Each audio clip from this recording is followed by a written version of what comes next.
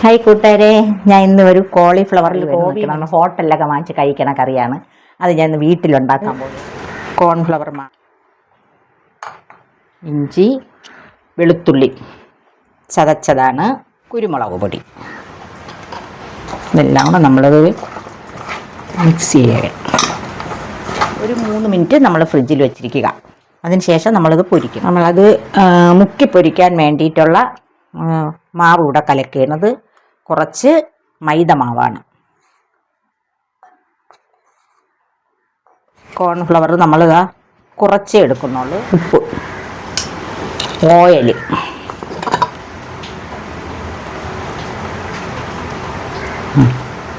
ആവശ്യത്തിന് നമുക്കത് മുക്കി പൊരിക്കാൻ കണക്കാക്കിയുള്ള വെള്ളം. കട്ടയില്ലാതെ നമ്മളിങ്ങനെ കലക്കിയെടുക്കണം. അങ്ങനെയൊക്കെയാണ്. മാവിലോട്ടിടയാണ്. നമ്മൾ നേരത്തെ പെരട്ടി വെച്ച കോളിഫ്ലവർ മാവിലോട്ടിടയാണ്, എണ്ണയിലോട്ട്.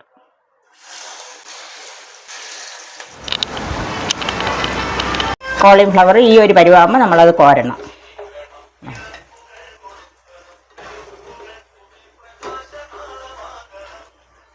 സോയാ സോസ്, പിന്നെ കുറച്ച് നമ്മൾ ടൊമാറ്റോ സോസ്,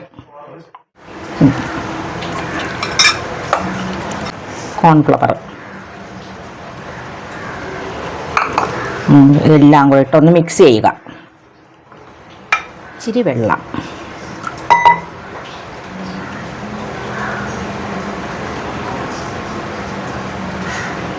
ഉള്ളിയുടെ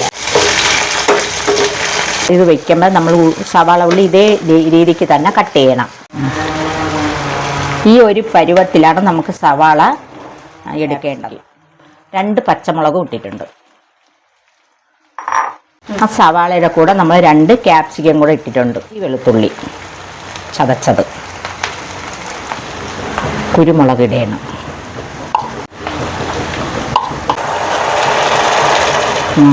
കോളിഫ്ലവർ ഇവിടെ ഇട്ട് കൊടുക്കുകയാണ്, പൊരിച്ചത്.